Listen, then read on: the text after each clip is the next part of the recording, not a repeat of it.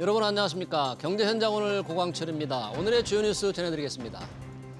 최상목 대통령 권한대행이 고교 무상교육에 필요한 돈을 정부가 교육청, 지자체 등과 나눠내는 규정을 3년 더 연장토록 한 지방교육재정교부금법 개정안에 거부권을 행사했습니다.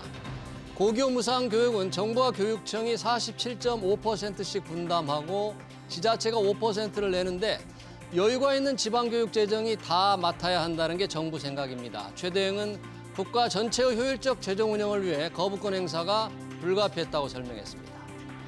삼성바이오로직스가 유럽 제약사에서 2조 원 규모의 계약을 따내는 잭팟을 터뜨렸습니다. 이번 계약은 삼성바이오로직스 창립 이래 역대 최대 규모로 지난해 전체 수주 금액 5조 4천억 원의 40% 수준입니다. 고객사와 제품은 비밀 유지 조항에 따라 공개하지 않았습니다. 월가의 황제로 불리는 제이미 다이먼 JP모간 체이스 회장이 비트코인은 성매매와 자금 세탁업자, 랜섬웨어 범죄자들이 많이 사용하는 것이라며 회의적인 입장을 고수했습니다. 다이먼 회장은 미 CBS 뉴스와 인터뷰에서 가상자산에 반대하지 않지만 비트코인 자체는 본질적인 가치가 없다고 말했습니다. 비트코인은 지난 13일 한때 9만 달러 아래로 떨어지기도 했습니다. 미 10년물 국채금리가 장중에 연 4.8%를 돌파하며 5%를 위협하고 있습니다. 미국 경기 호조에 인플레이션 우려가 더해지면서 연준이 6월까지 기준금리를 내리지 않을 것이라는 전망까지 나오는데요. 미 국채금리 급등으로 요동치는 금융시장과 투자 전략, 이어지는 집중 진단에서 자세히 살펴보겠습니다. 네, 경제현장으로 SBS BJ과 유튜브에서도 실시간 시청 가능합니다. SBS BJ 앱을 다운받아 시청하면 더 많은 정보와 뉴스를 볼 수 있습니다.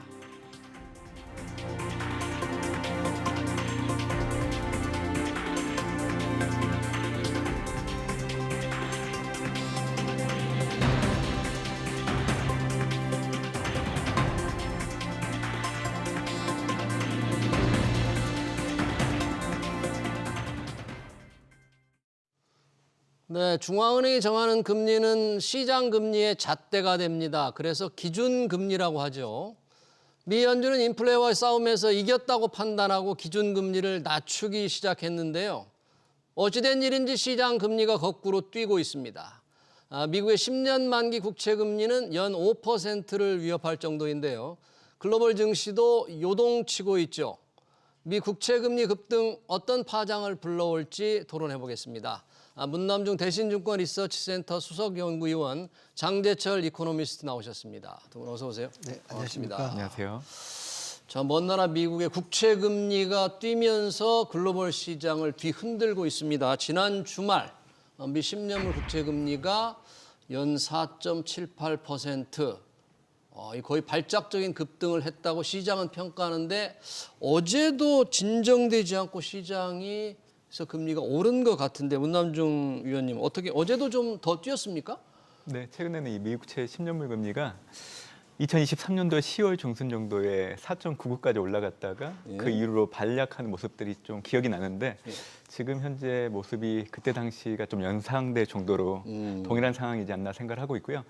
최근 발표되고 있는 미국의 경제 지표, 특히 고용 호조와 또 물가의 경직성, 그리고 트럼프 취임을 앞두고 있기 때문에 트럼프 시기 때 관세부가는 무역 마찰을 일으키고 이로 인한 물가가 올라갈 수 있다라는 시장의 해석들이 만연하다 보니까 이를 지금 현재 미국의 장기 금리들이 반영을 하고 있는 상황인 것 같습니다. 네, 미국 경기가 고용 지표도 좋고 트럼프 취임에 따른 이 불확실성 때문에 지금 뛰고 있어서 2023년 10월을 연상케 한다. 그 당시 혹시 금리가 10년만 기준으로 연 5%를 넘었나요 그때도? 5%까지 거의 갔었죠. 거의 갔어요? 지금 말씀하신 4.99까지 갔어요. 이런 추세라면 혹시 어떻습니까? 이번에도 5%뛸 거다, 뭐 어떤 이런 전망들이 많은데 지금 기세로 보면 시장 추세로 보면 어떻게 움직일 것 같아요? 예, 지금 미국 경제에 대한 전망과 연준의 그 앞으로의 행보를 예상해 보면 5%를 넘을 수 있는 개연성 충분히 있다고 생각을 합니다. 개연성이 예. 있다. 왜냐하면 지금 지난주에도 나왔었지만 미국의 고용 시장이 생각보다 굉장히 탄탄합니다. 비농업 부분에 있어서의 고용 증가수가 예상보다 약 한 10만 개 이상 늘어났고요. 그리고 실업률도 좀 더 높아질 거로 예상을 했었는데 이게 예. 다시 4.2에서 4.1로 내려왔고요. 4.1%는 어떻게 보면 4.0 얼마짜리를 반올림해서 4.1%예요. 예. 그러니까 노동시장 상당히 강건하고 거기에 덧붙여서 그 미시간 대학교에서 그 조사하는 기대 인플레이션이라는 게 있습니다. 기대 인플레이션 앞으로 1년 후와 5년 후의 기대 인플레이션이 어떻게 될 것인지 어떻게 나왔어요? 그 서비를 하는데 예. 이게 3.3%로 1년 인플레이션 기대 인플레이션 같은 경우에는 그 전에는 2% 후반이었거든요. 예. 그래서 0.5% 포인트 이상 올라간 그런 상황이고 5년 인플레이션도 3.0에서 3.3으로 올라갔어요. 그래서 이런 기대 인플레이션이 높아진다는 것은 장기 금리의 상승 요인으로 작용할 수 있거든요. 장기 금리가 기대 인플레이션과 실질 금리라의 합이라고 보면 네. 실질 금리가 일정하다고 그럴 때 기대 인플레이션이 올라가게 되면 장기 금리가 올라갈 수가 있겠죠. 네. 그래서 이러한 요인들을 보면 현재 지금 4.77%에서 5% 별로 안 남았잖아요. 별로 안 얼마. 남았어요. 이제. 예, 그래서 예. 지금 보더라도 기대 인플레이션 자체가 30bp 올랐잖아요. 예. 그러니까 이런 것들을 보면 5%의 그 돌파 가능성을 좀 열어놔야 되지 않나 이렇게 생각하고 예, 그러네요. 있습니다. 근데 5%뛸 개연성이 있다. 기대 인플레이션이 좀 올라가고 있다. 그러니까 1년 후 인플레이션이 조금 뭔가 좀 진정되기보다는 쉽게 진정되지 않을 것 같다. 그러니까 뭐 금리가 높은 수준에서 계속 있을 것 같은데 뭐 5%라는 게 무슨 상징적인 건 아닙니다만 이제 5% 근접하니까 5%를 뛸 건가 안 뛸 건가가 괜히 시장에 좀 관심이 있는 것 같아요. 무슨 뭐 불과 0.2% 포인트밖에 안 나왔습니다. 어떻게 보세요? 저는 5%를 상회하지 않을 수 있다라는 쪽에 좀 의견을 좀 두고 있는데요. 왜요? 예. 아까 얘기해 주신 것처럼 물가 향방을 결정하는 거는 실질 금리, 기대 인플레이션 분명히 영향을 미치는 요인이긴 합니다. 예. 이제 제가 생각하고 있는 것들은 결국 과거의 경험상 놓고 본다고 하면 네.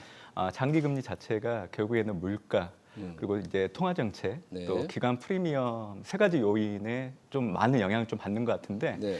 지금 현재 미국채 10년물 금리를 놓고 본다고 하면 가장 극단적인 상황을 염두에 두고 형성될 가격대까지 올라올 정도로 좀 비이상적으로 좀 가격이 형성되지 않았나라는 생각을 좀 해보고 있고요. 예, 비이성적이다 지금이. 네. 그리고 이제 과거에 보통 이 세 가지 요인들 중에 가장 영향을 미치는 거는 물가였는데 예. 지난해 12월 달에 12월 FMC를 통해서 수정 경제 전망을 놓고 본다고 하면 분명히 연준이 올해 물가가 전년과 비교했을 때 올라가는 거를 상정해 놓긴 했습니다. 지난해 같은 경우에는 PCE를 기준으로 2.4, 네. 올해는 2.5, 그리고 내년부터는 다시 내려가는 걸 예측하고 있는데 예. 내년에는 2.1, 그리고 내후년에는 2%에 근접하는 거를 지금 전망을 하고 있거든요.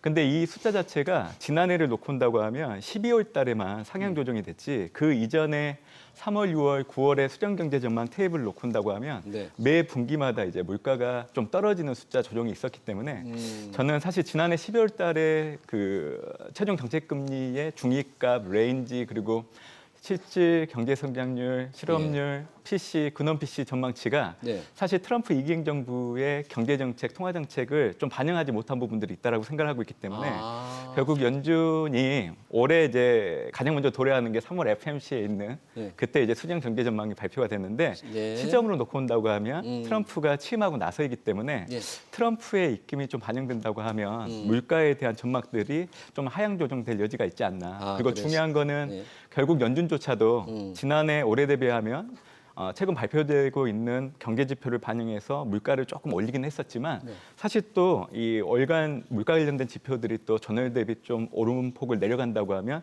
숫자 조정을 좀 충분히 할 수 있는 여력은 좀 있거든요. 그래서 방향성을 놓고 본다고 하면 네.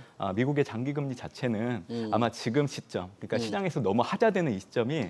가장 높은 수준이지 않을까 생각을 하고 있고요. 저는 예, 오히려 현재가 가장 네네. 높은 시점이다. 트럼프가 취임을 예. 하게 된다고 하면 오히려 반락되는 모습들도 나타나지 않을까 생각을 하고 있습니다. 네, 그러네요. 현재의 시장 금리가 이렇게 뛰는 거는 금리가 뛸 수 있는 여러 가지 상정 사안들 중에서 가장 안 좋은 거를 최고조로 생각했을 때 이런 거니까 이제 트럼프 취임 이후에 조금 안정이 될 수도 있겠다는 게 우리 문남중 위원의 판단이시고요. 그렇다면 사실 지금 과연 트럼프 행정부가 이제 불과 일주일도 남지 않았어요. 어떤 정책이 나올지 선거 공약대로 보면 예상은 할 수 있는데 과연 예상대로 실행을 할지 안 할지는 모르잖아요. 물가, 즉 인플레에 영향을 줄 변수들은 지금 뭐 얘기가 조금 달라지는 게 있습니까? 아니면 어떻게 예상을 해봐야 될까요? 지금 시점에서. 지금 앞에서 좀 말씀해 주셨을 때 인플레이션이 궁극적으로는 좀 둔화될 수 있다라는 네. 그런 평가를 할 수도 있지만은 사실은 지금 지난 4분기 미국 경제 성장률이 예. 전기 대비 연율로 2.5% 정도 예상하고 있어요. 예. 그리고 물론 그 전에 3%보다는 둔화되지만 잠재 성장률을 크게 상회하는 것이고요. 그리고 우리가 지난 12월 달과 1월 초에 생각했던 거와는 다르게 네. 지금 연준의 올해 통화 정책의 스탠스 자체가 올해 2번 정도 내릴 수 있을 거라고 생각을 했었는데 뭐 점도표에서는 지금 그렇죠. 점도표 그렇게 예상을 했는데 점도표의 중간값 정도는 2번 정도 내릴 거로 생각하고 있는데 시장은 말씀드렸던 고용의 어떤 호조 그리고 인플레이션의 그 어떻게 보면 좀 하방 경직성 스티키하다고 그러죠. 이러한 것들이 적용이 되면서 우리 시장은 지금 올해 연준이 내려봤자 한 번 정도 내리겠다. 내려봐야 한 번 정도 내리고 지금 해외 IB들 중에서 일부는 올해 금리 인하 없을 거라는 얘기도 하고 있거든요. 예. 그리고 일부에서는 지금 실업률이 내려왔는데 앞으로도 실업률이 더 내려올 경우, 고용 상황이 좋아질 경우, 그리고 인플레이션이 더 둔화되지 않더라도 현 수준만 유지해도 금리 인상을 해야 된다는 주장을 지금 하고 있습니다. 금리를 오히려 올려야 된다. 올려야 된다는 거죠. 그런 그러면 주장까지 있어요? 이러한 여러 가지 불확실성들을 감안할 때 지금의 그 10년물 금리 4.7%, 4.8%가 과연 우리가 업사이드를 뭐 무시해야 되느냐 그렇지 않은 거라고 저는 생각을 하고 있어서 말씀드린 거고요. 예. 두 번째로는 지금 질문 주신 대로 트럼프의 여러 가지 정책들 있지 않습니까? 대표적으로 취임하는 날 이민 정책과 아마 관세에 대해서 관세. 분명히 얘기를 할 건데 예. 이 두 가지만 놓고 보래도 이게 인플레이션 상승 요인입니다. 그래서 JP 모건 같은 경우에는 이 두 가지 정도가 미국의 물가 상승률을 0.3%포인트 올려줄 거로 생각을 합니다. 그렇지만 JP 모건은 기본적으로 물가가 둔화되고 있는 상황에서 이 정도 올라가는 거는 물가에 큰 불안은 안 될 것이라는 평가는 하고 있지만 어쨌든 물가의 상승 압력으로 작용하고 있는 것이고요. 두 번째로는 올해 말에 시작될 감세 있지 않습니까? 네, 감세안이 연장이 되면 이것 또한 내년부터의 물가 압력으로 작용할 수가 있죠. 왜냐하면 감세가 되면 아무래도 경기 활성화가 되잖아요. 그래서 올해 지금 우리가 10년물 금리나 아니면 국채 미국채 금리를 본다고 하면 상반기에 높았다가 중반에 좀 낮아졌다가 하반기 또 다시 올라갈 수 있는 그래서 이 고금리 환경이 올해 내에 당초 전망처럼 우향하면서 내려갈 것이 아니라 어쩌면 내려왔다가 다시 올라가는 이러한 정도의 어떤 그 변동성도 우리가 지금 감안해야 되는 상황입니다. 그러니까 금리가 쉽게 내려가지 않을 것 같다. 여러 가지 요인상 이렇게 장재철 이코노미스트께서 이제 봐주셨는데 시장 금리 기대치 점도표에서는 올해 2차례 금리 인하를 예고했지만 실제는 한 번 또는 안 내릴 가능성까지 또는 인상할 가능성까지 예상하는 사람도 있다는데 테이블 위에 올려놓는다. 그러면 이제 남종 의원님 연준의 FOMC가 1월 있고요. 3월, 5월, 6월로 이렇게 이어지잖아요. 네네. 이번 1월은 그럼 당연히 금리 못 내리겠네요. 어떻게 보십니까? 네, 못 내릴 확률이 훨씬 더 큰 상황이라고 보고는 있는데 네. 저는 이제 올해 같은 경우에는 연준이 올해 몇 차례 금리 인하하는지 여부가 중요하기보다는 저는 그 기조가 계속 유지될 수 있다라는 얘기를 좀 해주는 게 더 중요하지 않나라고 생각을 해요. 인하 기조가 네, 계속 유지될 수 있다. 왜냐하면 사실 지금은 연준이 금리 인하 사이클에 들어갔기 때문에 그 얘기는 한편으로 이렇게 생각해 볼 수 있는 거예요. 연준조차도 이제는 통화 정책을 결정할 때 물가가 그렇게 고려를 해볼 만한 그런 대상이 아니라는 것을 반증해 줄 수 있거든요. 그래요. 예, 네, 물가를 많이 중시하지만 네. 제가 이 얘기를 해드릴 이유는 네. 사실 지금 뭐 미국채 10년물 금리가 심지역 저항선인 5%까지 올라왔던 그 바탕을 놓고 온다고 하면 결국 이 물가를 바라보는 그 투자자들의 눈높이가 너무 높지 않나라는 생각을 항상 하고 있습니다. 어떤 식으로 해석을 하시면 되냐면 물가가 급등했을 때 중앙은행이 할 수 있는 가장 빠른 수단은 금리 인상입니다. 분명히 금리 인상을 하게 된다고 하면 물가가 잡히기 시작을 하는데 사실 금리 인상기, 금리 중단했을 때 시점, 그리고 금리 인하 사이클에서 물가가 내려오는 그 폭은 다를 수밖에 없어요. 예, 그러니까 지금은 금리 인하기에 접어들었고 예. 지난해 하반기 때 저점을 형성했을 때 그 수준은 사실 연준이 생각하고 있는 물가 안정 목표 2%에 아주 근접하진 않았지만 그래도 2.5% 아래까지 내려간 상황이기 때문에 과거 팬데믹 이후로 물가가 가장 높았을 때 대비하면 상당폭 많이 내려와 있는 상황이거든요. 그러니까 디스인플레이션 기조는 올해도 계속 유지되는데 시장의 눈높이가 하향 조정된다고 하면 네. 사실 연준의 금리 인하 횟수에 대해서 그렇게 보수적으로 할 이유는 없다라고 생각을 하지만 예. 지난해 1분기를 놓고 본다고 하면 사실 그때도 물가가 전월보다 좀 오름폭이 나타나니까 연준의 금리 인하 시점이 9월로 늦춰질 수 있다라는 그 요인이 미국채 10년물 금리가 4.7까지 올라가고 금융시장 혼란의 바탕이 됐던 사례가 있습니다. 그래서 예. 저는 올해 같은 경우에도 이 투자자들이 물가를 바라보는 인식이 좀 달라진다고 하면 네. 연준의 금리 인하 횟수 분명히 중요하긴 하지만 네. 연준조차도 금리 인하 기조가 앞으로 계속 이어질 수 있다라는 그런 뉘앙스 자체로만으로도 사실 금융시장 안정을 도모할 여지는 있다라고 생각을 하고 있고 예. 아마 트럼프가 취임을 하게 된다고 하면 분명히 트럼프 입김이 반영되면서 빠르면 1월 달, 늦어져도 3월 달에는 이를 반영한 연준의 어떤 생각들이 시장에 좀 전파될 여지도 있다라고 생각하고 있습니다. 트럼프 취임에 따른 트럼프 정책이 과연 연준의 통화 정책, 금리 결정에 이제 어떻게 반영될지는 이제 1월 그리고 3월이죠. 네네. 네, 반영이 될 수 있다 그런 거잖아요. 네네. 그게 이제 어떻게 반영될지는 한번 지켜봐야 될 것 같은데 현재의 시장 금리, 현재는 10년물 국채 금리 5%를 위협하는데 시장의 전망대로 금리가 떨어지지 않는다.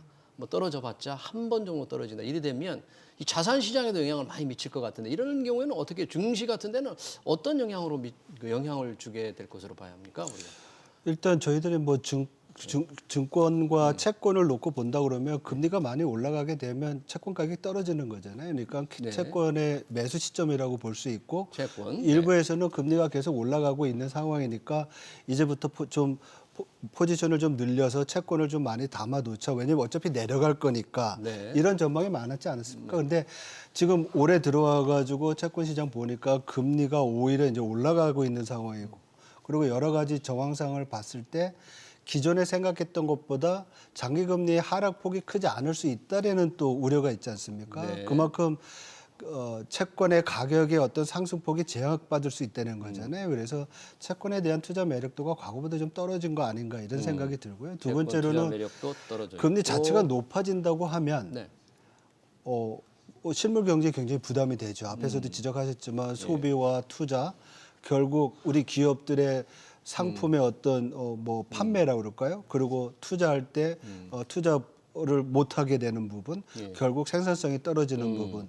복합적으로 본다고 하면 주식 시장에서 주가에 이게 반영이 될 거고요. 네. 이것이 주가가 미래 현금 흐름의 할인 가치잖아요. 예. 그리고 미래 현금 흐름이 줄 수 있는 거죠. 수익이 줄 수 있으니까 주식 시장에도 상당히 부담이 될 수 있고요. 예. 이게 또 지금 우려되는 것 중에 하나는 일부에서는 달러 강세에 미국채 금리가 고금리가 되니까 신흥시장에 이제 부담이 될 수 있다는 얘기를 많이 하잖아요. 네. 신흥시장 중에서 외화 부채가 있는 특히 달러 부채가 있는 국가들 같은 경우에는 달러 강세에다가 고금리니까 이런 부분이 있는 그래서 이게 전반적으로 자산시장뿐만 아니라 글로벌 금융시장에도 부담이 되는 요인이 될 수가 있다는 점이 좀 예. 주목할 부분입니다. 그러네요. 글로벌 전체주 시장 강달러에다가 금리가 높은 수준이 유지된다면 외화빚을 많이 갖고 있는 신흥시장 조금 부담이 있을 것이다. 우리 문남중 의원께는 이제 증시에 만약에 현재 금리가 좀 한 차례 정도 떨어진다 하더라도 여튼장 높은 수준 시장 금리가 조금 이어진다고 하면 이건 주로 기술주들의 조금 영향이 있습니까? 증시 전체로나 업종으로 혹시 본다면? 아무래도 기술주가 가장 큰 타격을 받을 여지는 있다라고 기술주가? 생각을 하는데요. 제가 2023년도 10월 말부터 네. 미국 증시가 지금의 상승 궤도를 계속 유지하고 있는데 그 발단을 놓고 본다고 하면 정책금리에 부합하는 소비자 물가 그리고 일정 시점 이후로는 정책금리를 하회하는 소비자 물가 그러니까 실질 정책금리가 플러스로 바뀌면서 미국 증시 역시 상승 추세를 좀 이어왔던 상황입니다. 사실 올해도 실질 정책 금리가 플러스 국면이 계속 이어질 걸로 좀 보고 있기 때문에 예. 지금처럼 뭐 장기 금리들이 일시적으로 오르거나 내려갈 때 그 변동성을 반영하면서 일시적인 변동성을 커질 여지는 있지만 예. 그 기조가 계속되고 있기 때문에 저는 올해 역시 이런 성장주 특히 기술주 중심의 미국 증시는 계속 올라갈 여지는 있다라고 보고 있는데 그 근간은 실질 정책 금리가 플러스로 유지되는 부분들. 실질 정책 금리가 플러스로 플러스로 되는 부분. 유지되고 저희도 있는 그래프를 봤습니다만은 조금 얇게 나와서 구분이 안 되는데 네네. 언제부터 오르기 시작했어요? 실질 정책 금리가? 2022년도부터 정책 금리의 소비자 물가가 부합을 하기 시작을 했고 예. 그 이후부터는 이제 정책 금리보다 소비자 물가가 내려가기 시작을 했기 때문에 예. 지금 보시는 차트를 보시면 예. 저점을 형성하고 상승하기 시작하는 그 구간을 좀 보시면 될 것 같고요. 네, 2022년 좀 지난 말부터 그런가요? 네네네. 네. 그리고 이제 아래 보시면 이제 S&P 500 지수를 동일하게 그려놓은 건데 S&P 500 지수가 저점을 형성하고 올라가기 시작하는 그 궤적을 놓고 온다고 하더라도 예. 실질 정책 금리가 플러스로 바뀌는 그 시점에 상승 강도가 훨씬 더 높아지는 부분들이 나타났죠. 그래서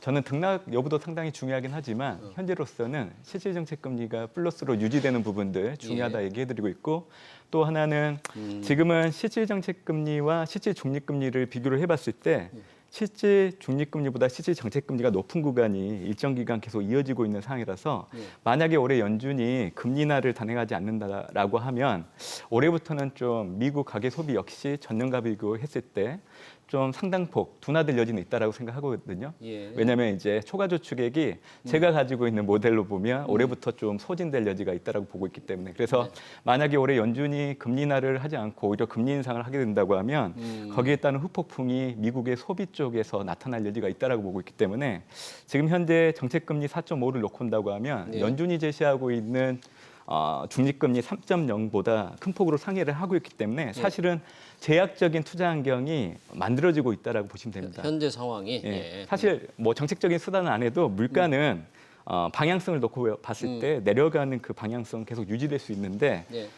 이런 여건이기 때문에 그래서 저는 지금의 국면이라고 하면 사실 증시 역시 그 기조는 크게 바뀌지 않을 걸로 예상을 하고 예, 있습니다. 실질 정책 금리의 지금 우상향 플러스 상태의 기조가 좀 이어진다. 네네. 그래서 그 힘으로 기술주들이 그래도 올 한 해 괜찮을 수 있을 네네. 것 같다는 네. 일반적인 전망이신데 만약에 금리가 계속 높은 상태로 유지된다면 타격은 또 기술주가 받을 수 있다는 뭐 그런 거니까 이게 참 시장이 어떻게 반응할지 좀 지켜봐야 되겠네요. 지금으로 전망이 조금. 뭐 저는 주식 시장을 이렇게 막 지금 우리 문 의원님처럼 열심히 보진 않지만은 기술주라는 그 자체는 사실은 미래에 대한 현금 흐름이 엄청 기대가 큰 섹터잖아요. 그렇죠. 그러니까 그 흐름에 대해서 그걸 현재 가치를 하려면 예. 금리가 높으면 안 되겠죠. 예, 기본적으로. 그래서 아까 말씀드렸던 할인율을 말씀드린 거고요. 앞에서 되게 좋은 지적해 주셨어요. 그러니까 지금의 정책 금리가 예. 미국이 적정하다고 생각하는 적정금리 수준, 그게 중립금리라고 하면 중립금리라고 아까 말씀하셨죠. 그것보다 높으니까 이거 굉장히 이제 긴축적인 영역에 있어서 소비와 투자가 제약을 받을 것이다. 이런 전망은 상당히 설득력이 있습니다. 그렇지만 지금 미국 경제에서 이번 12월 달 고용 지표를 보면서 확인할 수 있는 것은 네. 정책 금리가 그만큼 제약적인 상황 내에서도 일자리 수가 20만 개 이상씩 늘어나고 있다는 거예요. 네. 물론 노동시장이 완만하게 지금 좀 냉각이 되는 그런 지표들은 여러 가지가 있습니다. 뭐 네. 빈일자리 수가 실업자 대비 과거에는 1.3배였는데 지금 1.1배로 많이 줄었다. 뭐 이런 여러 통계들도 있거든요.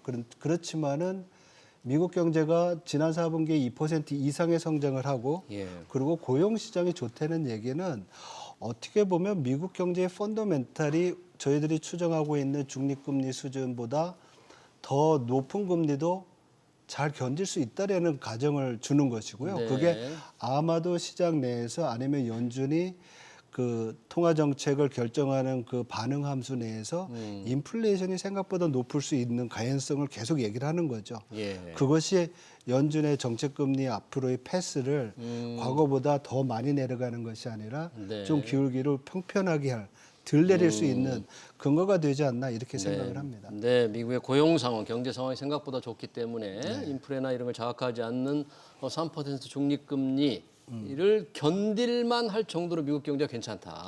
예. 그렇죠. 그렇게 보기 때문에 이제 통화 정책을 결정할 때 그런 게 가만히 되지 않겠느냐는 말씀을 해주셨습니다.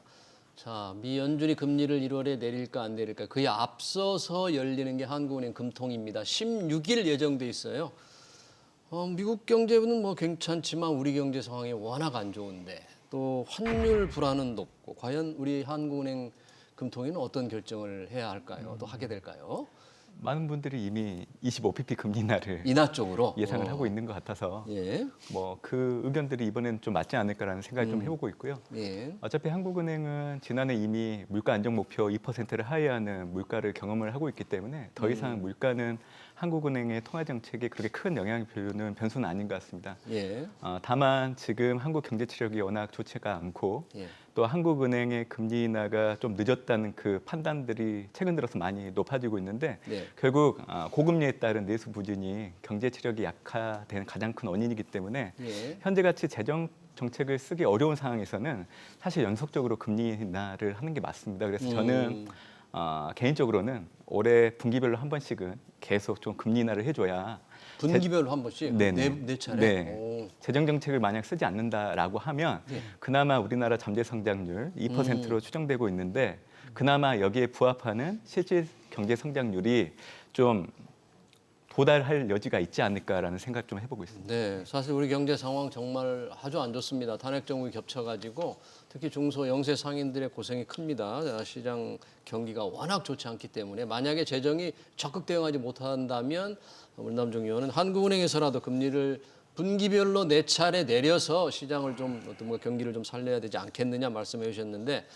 지금 재정 문제를 가지고는 야당이 조금 강하게 주장을 하고 있죠. 조기에 추가 경정 예산을 편성하라 정부와 여당이 압박을 하고 있습니다. 아직 이제 저 구체적인 논의는 이루어지지 않고 있는데 만약에 추경 편성이 현실화된다면 재정이 더 늘어나게 되니까 집행이 늘어나게 되니까 이게 우리 재정 상황이라든지 우리 시장 금리 이런 데 영향을 좀 금리 상승 요인이 되지 않을까요, 우리도?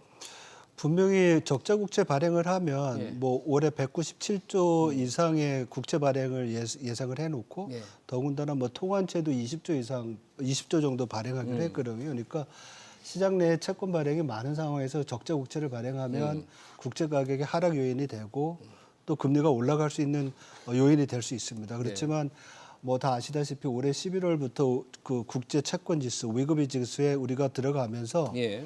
약 한 뭐 앞으로 70조 이상의 채권 자금이 들어올 겁니다. 다 한꺼번에 들어오진 않지만은 네네. 그래서 올해 하반기부터는 이런 자금들이 좀 들어오면서 그런 금리의 상승 압력을 좀 줄여줄 수는 있을 것 같아요. 근데 중요한 것은 한국은행이 기준금리를 올해 몇 번 내리냐의 문제인 것 같아요. 그런데 앞에서 문 의원께서는 네 번 정도 내려줄 내렸으면 것이다. 좋겠다. 내려야 된다. 이렇게 이렇게 주장을 하신 말씀드렸는데 거죠. 저는 올해 상반기 중에는 기준금리 인하로 경기에 대응을 하고 2분기부터는 추경이나 2분기 이후부터는 재정 쪽에서의 그 역할을 받는 게 맞지 않나 이렇게 보고 있습니다. 왜냐하면 연준이 생각보다 굉장히 매파적으로 나가고 있고 우리가 금리 인하폭을 뭐 25bp나 50bp 정도 내렸을 때 외환시장이 주는 충격은 크지 않을 수도 있습니다. 왜냐하면 여러 가지 다른 외환시장 안정장치들이 있기 때문에 그래서 중요한 것은 금리를 만약에 많이 내렸을 경우에는 하반기에 가서 그동안 좀 잠재워놨던 뭐 금융 불안 요인들, 가계의 어떤 부채라든지 이런 부분들이 또 다시 자극되면 재정이 들어가는 상황에서 그런 것까지 생기면 경제 운영하는데 불안 요인이 될 것 같아서 금리는 상반기 중에 기준금리는 그리고 재정은 하반기 중에 역할 분담을 나누는 게 낫지 않나 이런 생각을 좀 해봤습니다. 네, 재정과 한은의 통화 정책 면에서 경기 부양을 좀 역할 분담이 필요하다는데 한국의 금리 결정에 지금 여러 가지 경기 상황이 안 좋으면 내려야 되지만 좀 걱정하는 게 변수가 외환 시장입니다. 외환 시장 말씀을 해주셨는데 원달러 환율이 상승 압박이 될 텐데 원달러 환율이 크게 급등을 하면 정부가 좀 개입을 할 텐데 이게 개입하는 수단 중에 국민연금이 굉장히 역할이 크다 이런 얘기가 있던데요. 국민연금이 어떻게 지금 이렇게 외환 시장에 개입하는 역할을 하고 있나요? 일단 수급적인 부분에서 환율 안정을 진정하기 위한 자금을 좀 활용할 수 있는 부분들이 거론되고 있는 것 같긴 하는데요. 저는 사실 그 요인보다는 지금 원달러 환율이 안정을 보였던 그 시점을 되돌아보면 지난해 12월 27일 헌재에서 변론 준비 기일을 27일 오후 2시에 시행을 했는데 30일부터 원달러 환율이 고점을 형성하고 안정되기 시작을 했고요. 이번 달 같은 경우에도 3일 날 2차 변론 준비 기일이 있었는데 그 이벤트를 지나오면서 환율은 좀 안정되는 모습이 나타나고 있습니다. 그래서 저는 대외적인 요인들도 분명히 원달러 환율에 분명히 영향을 미치는 요인이긴 하지만 금일 오후 2시부터 이제 변론 기일 1차가 진행되고 있고요. 그리고 매주 화요일, 목요일 2번씩 네. 5차례에 거쳐서 진행이 된다고 하면 원달러 환율 역시 지금보다는 좀 강세로 좀 돌아설 여지가 있다라고 생각을 하고 있고요. 정치적 불확실성 예. 그게 조금씩 회소될 일정이 네. 정해지는 거에 따라서 환율 안정의 가능성이 좀 있다 예, 그런 얘기네요. 저는 이제 그 변수를 상당히 중요시하고 있고 실질적으로 원화가 안정을 좀 보이고 있기 때문에 저는 정치적 이벤트에 연동되는 원달러 환율 흐름을 일단 좀 지켜봐야 된다라는 네. 생각 좀 해보고 있습니다. 네, 잘 알겠습니다. 미 국채 금리 연 5%를 위협할 만큼 급등하고 있는 상황에서 과연 글로벌 시장이 어떨 것인가 관련 토론 여기서 마치도록 하겠습니다. 지금까지 문남중 대신증권 리서치센터 수석연구위원 장재철 이코노미스트였습니다. 두 분 고맙습니다. 네, 고맙습니다. 감사합니다.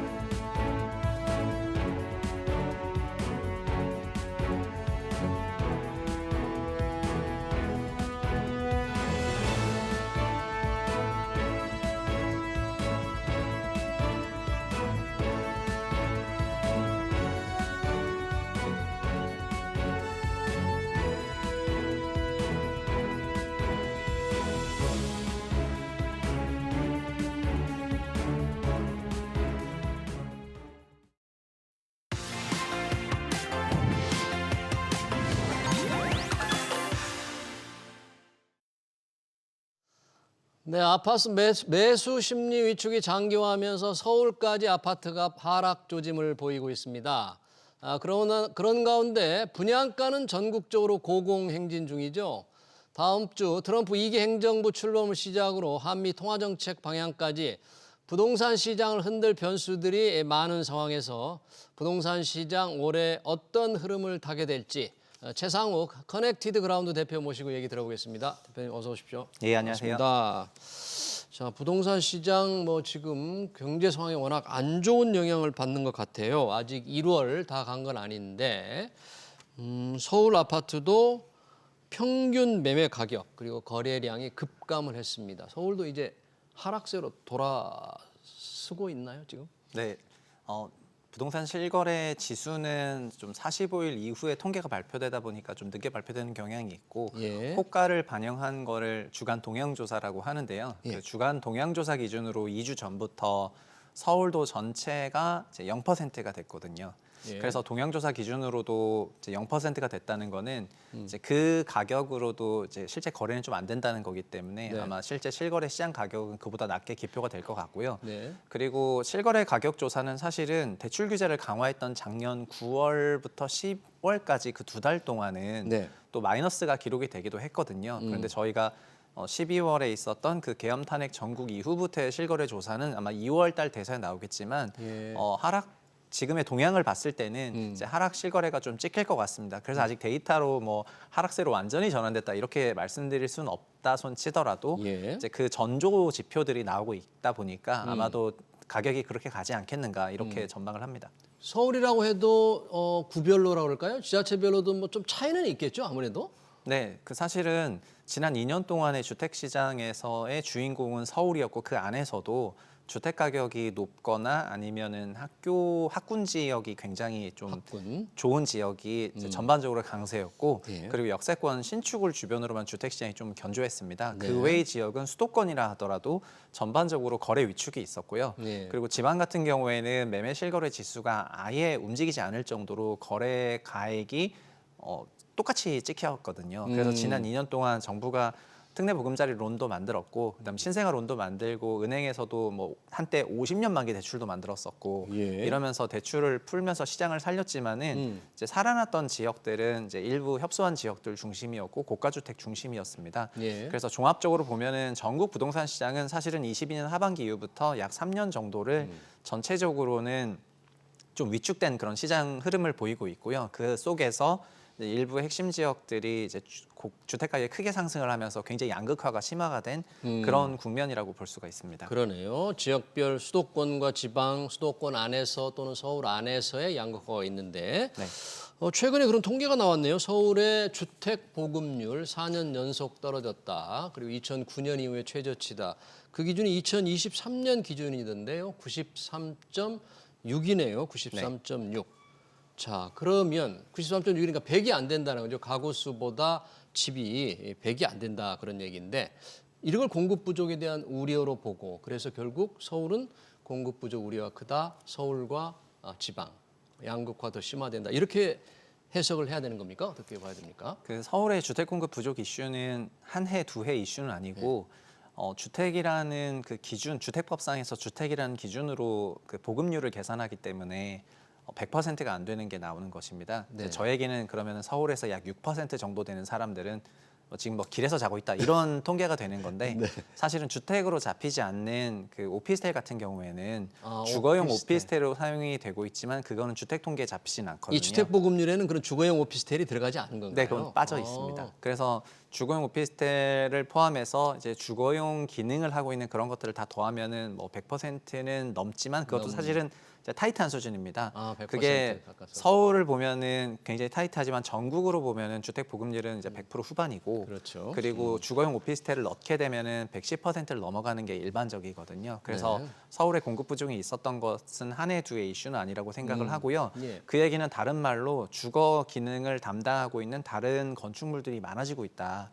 이렇게 해석을 하시면 좋을 것 같습니다. 네, 그러네요. 이런 주택 보급률이 100%가 안 되지만 거기에 빠져 있는 거 주거용 오피스텔 이걸 넣으면 서울도 100%를 조금 올라와 있을 가능성이 있다. 그렇게 감안해야만 공급 부족 이런 걸 얘기할 수 있다 이런 얘기네요. 네, 근데 그 공급 부족에 대해서 제 말씀드리고 싶은 것은 사실은 수도권의 중심 지역이 서울시다 보니까 이제 예. 거주 선호도가 서울 지역이 높게 나오고 특히 이제 혼자 사시는 분들의 경우에는 아이 키우기 편한 데는 경기도 신도시들이 자녀를 키우기 편하지만은 예. 통근 통학지와 교통이 편리한 곳은 서울 역세권 지역이 많다 보니까 이분들이 이제 서울의 오피스텔이든가 아니면 요즘 지어지고 있는 많은 이제 그런 시설들에서 네. 생활을 하고 계시거든요. 네. 그래서 서울에 필요한 주택들이 이제 좀 바뀌는 양상이다 이렇게 말씀을 드리고 싶고요. 네. 과거에는 주택이 그냥 25평 기준 방 3개짜리 아파트가 표준 주택이라고 한다면은 예. 요즘의 가구라든가 그 가구 행태를 봤을 때는 예. 혼자 살거나 2인 정도가 살기 적합한 그런 공용주택들이 좀 필요한데 그런 게 부족해지고 있는 현상이 있고요. 수요는 그런 게 늘어나고 있는데 실제 그 공급이 그런 부분은 원활히 안 되고 있다 그런 얘기네요. 네, 저희가 이제 사람은 1명, 2명, 3명, 4명인데 1인 2인 가구가 서울에 확실히 많아지고 있고 앞으로 더 많아질 거라고 생각이 되는데 요 분들이 장기간 거주하실 만한 그 주택 시설물들이 서울에 많지가 않습니다.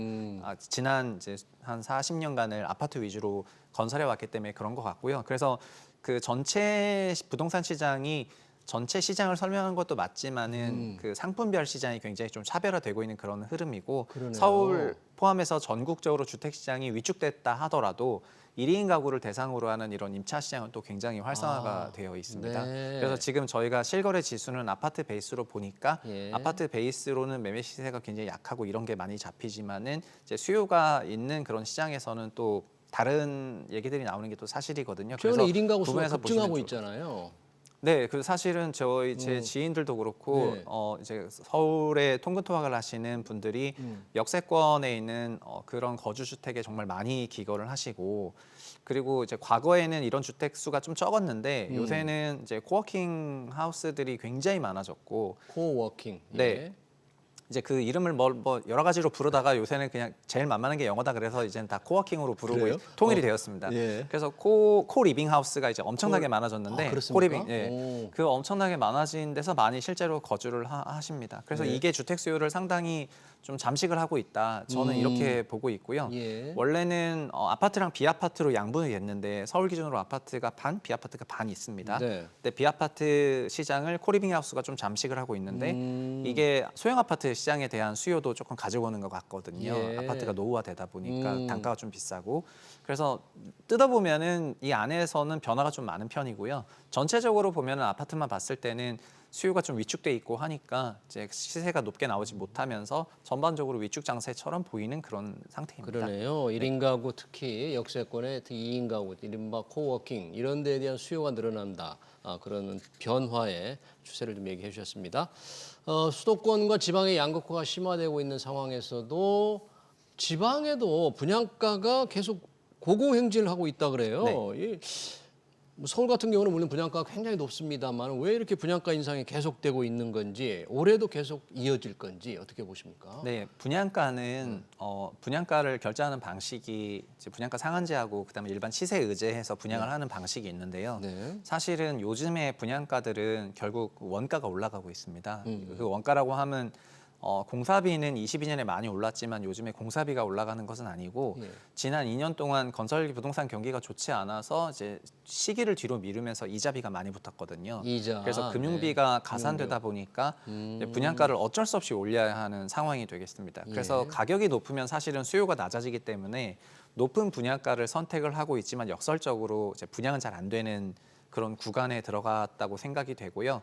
최근에는 어떤 일들이 좀 생기냐면은 연초에 신도화건설 그 법정 관리 법정 이슈가 관리가 있었는데 있잖아요. 신도화건설 같은 경우에도 똑같은 케이스인데 조합 사업 같은 경우에도 조합의 그 조합 분양과 일반 분양이 있는데 예.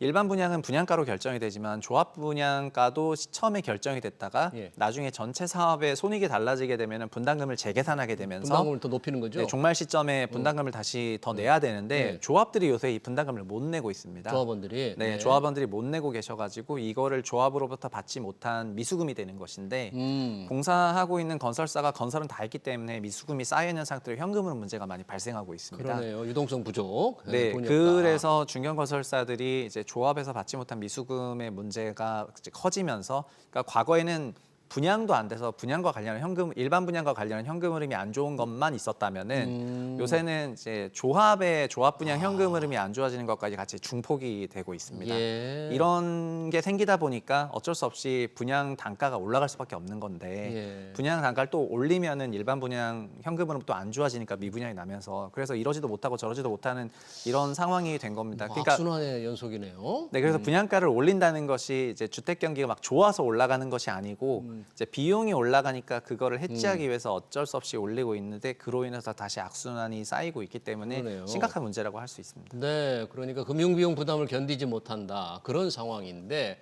그래서 청약이 제대로 또 안 된 곳도 좀 있습니다. 천안, 부산 청약단지 부진을 면치 못한 곳이 있는데 지방에서 혹시 그럼에도 불구하고 예정된 청약단지 중에서 혹시 조금 기대할 만하거나 믿을 만한 그런 게 좀 어디 좀 있을 수 있어요? 지금 이제 청약이 과거에는 좀 부동산이 입지를 다루는 시장이기 때문에 네. 입지가 굉장히 그런 중요한 상품 그런 이제 선택 요인이었고 예. 그래서 뭐 구도심에 분양하면 무조건 잘 되고 뭐 이런 게 있었는데요. 요즘은 결국은 그 분양가 상한제가 다 없어지고 다 자유로화 분양이 되었기 때문에 네.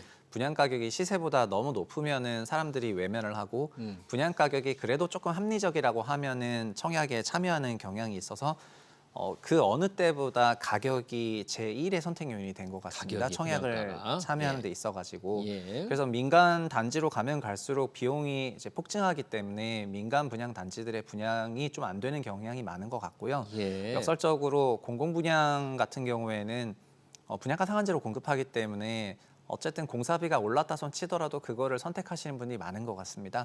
가령 작년 11월에 인천 지역만 보더라도요. 예. 지방뿐만 아니라 모든 지역에서 보편적으로 나타나는 거는 네. 인천의 구도심 민간 분양은 이제 청약 시장에서 한파인데 예. 이제 일군 건설사 브랜드를 달고 있어도 이제 일군 건설사 브랜드로도? 미분양이 나오고 오. 있는데 그냥 검단 신도시 분양 이런 것들은 분양가 상한제 분양하는 거고 계양 신도시 사전 청약 분양 전환하는 거는 분양가 상한제 분양이기 때문에 이런 분양은 선택을 하고 있거든요. 그래서 지금은 소비자들이 주택 분양 가격이 너무 높으면은 이제 적극적으로 비토하고 분양 가격이 싸야지 그거를 선택을 하고 있는 상황이라고 볼 수 있겠습니다. 예, 가격을 우선순위로 하는 분양에서도 그만큼 이제 여러 가지 경제 상황이 어렵다는 얘기인데요. 저희가 아파트 이런 걸 얘기했습니다만은 뭐 꼬마 빌딩 하지 않습니까? 꼬마 빌딩도 아파트처럼 뭐 핵심지에 똘똘한 한 채를 선호하는 경향이 더 높아진다. 그런 네. 추세가 좀 확실히 나타나고 있습니까? 어떤데요? 네, 원래 건물 시장은 좀 그랬었고요. 예. 최근 지난 한 3개월간의 흐름은 예. 한국은행이 지난 11월, 12월에 기준금리를 낮췄고요. 예. 그리고 시장금리도 내려갔습니다. 네. 이제 국고 3년이든 회사채든 음. 시장금리가 내려가면서 어쨌든 22년 하반기부터 있었던 그 현금 흐름 문제를 대형 오피스든 중소형 오피스든 그러니까 꼬마 빌딩이든 대형 오피스든 대출이자 부담에서 많이 내려간 게 사실입니다. 그래서 이쪽에 조금 숨통이 트이면서 지금은 이제 역설적으로 숨통이 좀 트이다 보니까 현금 흐름이 개선이 되기 시작을 개선이 하고 됐다. 개선이 되면은 이제 매수자가 붙을 수 있다고 생각해서 요새는 다시 매물에 많이 나오고 있는 그런 추세라고 보시면 될 것 같습니다. 네. 그래서 요즘 서울 소재의 그 대형 빌딩들도 거래가 많고 그다음에 중소형 건물들도 지금 지난 3년간 거래가 좀 경색됐다가 작년 말부터 조금 풀리고 있는 그런 국면이었던 것 같고요. 그 금리나 뭔가 그 자금 흐름이 그게 조금 개선될 소지가 있다. 그리고 지금 미국 같은 경우에는 뭐 10년물 금리가 다시 올라가고 있지만은 한은 우리나라 금통위가 있는데 이번 주만 하더라도 금리를 낮출 거라는 이제 그런 높은 전망이 확률로 많은가 기대가 봐요. 되고 왜냐하면 성장률이 너무 내려가고 있기 때문에요. 그래서 여기서 한 번을 낮추든 상반기에 두 번을 낮추든 어쨌든 금리 인하가 있을 거면은 시장 금리는 작년 말 대비해서 30bp 정도 이미 내려가 있거든요. 예. 그런 거 보면은 이제 건물 현금 흐름은 조금 풀리는 것 같습니다. 그리고 아까 결국 똘똘한 채가 커지냐 뭐 네. 이런 질문을 예, 하신 예. 건데 건물 시장에서도 그 선호받는 지역들에 대한 선호와 비선호가 양극화가 굉장히 심한 편이고 네. 이제 건물까지 갈 것 없이 상가 같은 경우에는 이제 상가나 이런 지식산업센터나 과거에 주택 대신 좀 투자했던 이런 부동산 같은 경우에는 이것도 그 쏠림이 되게 심한 편이거든요. 그리고 전반적으로 민간 소비가 많이 위축돼 있기 때문에 네. 이제 오프라인 상가라든가 이런 거에 대한 가격은 이제 굉장히 많이 위축돼 있는 그런 흐름인 것 같고요. 예. 과거에는 건물 이용해서 뭐 절세도 하고 증여도 하고 이런 거를 다 했지만은 지금은 이제 그런 방법론보다는 뭐 다른 것들을 막 찾아가고 그런 거 하는 것 같습니다. 네, 지금 이제 상가, 특히 작은 건물도 이렇게 좀 명확하게 이 기준 금리, 금리 인하와 이런 것들 연관이 좀 많이 있을 것 같다 그러는데 일단 예상하신 대로 한국은행이 기준금리를 한 단계 낮춘다. 그리고 지금은 뭐 단핵 정부의 불확실성이 굉장히 높은데 이게 뭐 시간이 가면 어느 정도 방향이 어떻든 해결이 될 거니까요. 이렇게 해결이 된다 그러면 하반기 우리 부동산 시장은 조금 다시 이 하락세 멈추고 다시 기지개를 켤 수 있을까요? 어떻게 보세요? 저는 이제 올해만큼 부동산 시장이 정책 의존적인 시장이 없을 거라고 생각을 하고요. 네. 만약에 이제 다시 대선을 하게 되는 상황이 오면은 그때는 뭐 양당의 정책들을 보게 되면서 시장이 올해 어떤 정책들을 선택을 할지를 좀 볼 것 같고 그리고 이제 윤석열 정부에서 했던 부동산 정책들이 많았거든요. 특히 정비 사업과 관련해서 규제 완화를 굉장히 많이 해줬었고 올해 달라지는 것 중에 가장 큰 거는 6월 달부터 재건축의 안전진단 없이 조합 설립 인가를 할 수 있기 때문에 네네. 구도심 재건축이 굉장히 속도를 낼 수 있는 기반을 마련해 놓은 상태입니다. 예. 그래서 이 법이 이제 시행이 되고 나면은 6월부터는 뭐 서울을 포함해서 전국에서 노후주택들의 재건축 조합 설립 인가 신청 러시가 있을 거고 조합 설립 인가가 만들어지고 난 다음부터는 이제 건설사들의 수주전이 있기 때문에 이제 하반기에는 2017년이랑 약간 유사하게 재건축 랠리가 있을 거라고 좀 생각이 하반기에 되거든요. 재건축 랠리 안전진단 없이 조합을 설립할 수 있게 된 거. 그거는 확정이 된 거잖아요. 시행이 되는 거죠. 네, 작년에 이제 맞습니다. 여야 합의로 다 통과됐고 올해 혹시 6월 정권이 시행. 바뀌어도 이게 또 폐지되거나 그런 건 그 아니겠죠? 법을 국회가 다시 개정을 하면은 이제 또 개정이 될 수가 있죠. 예. 개정이 될 수가 있지만 어쨌든 지금 여야 합의로 개정했고 시행을 하기로 했기 때문에 네. 시행될 거로 생각을 하고 그렇게 되면 어떻게 되냐면은 80년대 초반부터 80년대 후반까지 준공된 주택이 전국에 약 한 260만 호 정도 있습니다. 예. 그 260만 호의 노후 주택들이 현재 조합 설립 인가를 못 하고 있는 상태인데 이제 조합 설립 인가가 된다는 거나 마찬가지거든요. 그리고 사업 시행 인가 전까지만 안전진단을 병행해서 받으면 되고 그리고 사업이 한참 경과되면은 또 비가역적으로 물리적으로 사업이 진행되면은 네. 뭐 그런 부분에 이슈가 있어가지고 하반기에는 그게 가장 큰 이벤트가 아닐까 생각하고 있습니다. 네, 안전진단 없이 재건축 조합을 설립할 수 있다는 6월부터라고 그랬죠. 네. 그게 우리 하반기 부동산 시장에 큰 변수가 될 수 있다 이런 말씀을 해주셨습니다. 최근 부동산 시장 동향 전망까지 잘 들었습니다. 지금까지 최상우 커넥티드 그라운드 대표였습니다. 고맙습니다. 네, 감사합니다. 네.